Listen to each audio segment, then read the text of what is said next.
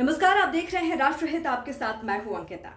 वो सीट जहां से राजेश खन्ना कांग्रेस की टिकट पर चुनाव लड़े, तो वो सीट जहां से देश के पूर्व प्रधानमंत्री अटल बिहारी वाजपेयी तक चुनाव लड़े, वो सीट जहां से मनमोहन सिंह और लाल कृष्ण आडवाणी चुनाव लड़े। आज बात उसी हाई प्रोफाइल सीट की जिसे देश की सबसे वीआईपी सीट कहा जाता है। जी हां, मैं बात कर रही हूं नई दिल्ली लोकसभा सीट की, जहां से देश को कई मंत्री मिले लेकिन एक भी प्रधानमंत्री नहीं मिला। बीजेपी ने इस सीट पर पूर्व विदेश मंत्री और दिल्ली की पूर्व मुख्यमंत्री सुषमा स्वराज की बेटी बांसुरी स्वराज को टिकट दिया है। बांसुरी स्वराज सुप्रीम कोर्ट में वकील हैं। खास बात यह है कि इस टिकट पर पहले नामी वकील पीएन लेखी की बेटी मीनाक्षी लेखी सांसद थी, लेकिन उनका टिकट काटकर बांसुरी को तरजीह दी गई है।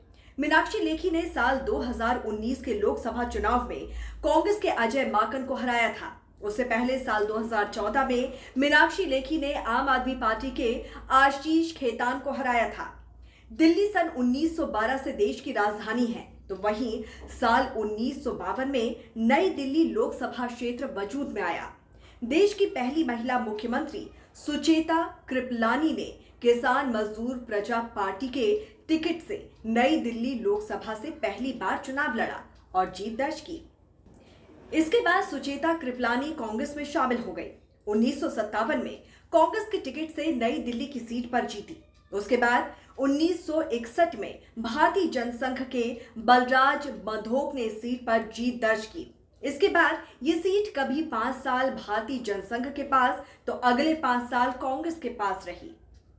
1977 और 1980 के लोकसभा चुनाव में अटल बिहारी वाजपेयी नई दिल्ली लोकसभा सीट से चुनाव लड़े और जीते, लेकिन 1984 में इंदिरा लहर में यह सीट कांग्रेस ने जीती और केसी पंत सांसद बने। लेकिन 1989 में राम मंदिर आंदोलन के दौरान लाल कृष्ण आडवाणी इस सीट से सांसद बने और 1991 में भी दोबारा चुनाव जीते। 1991 में एक विवाद के चलते आडवाणी ने अपनी सीट से इस्तीफा दे दिया। इसके बाद 1992 में नई दिल्ली लोकसभा सीट पर उपचुनाव हुए और अभिनेता राजेश खन्ना इस सीट से चुनाव जीते। राजेश खन्ना ने बीजेपी के शत्रुघ्न सिन्हा को हराया, लेकिन 1996 में पासा पलट गया।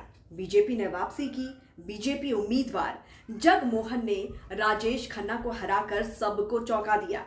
जगमोहन इसके बाद 1998 और 1999 में भी इस सीट से सांसद बने। उनके बाद फिर अजय माकन ने नई दिल्ली सीट पर कांग्रेस को जीत दिलाई। 2004 में अजय माकन ने जगमोहन को हराया। साल 2009 में अजय माकन ने बीजेपी के विजय गोयल को हराया।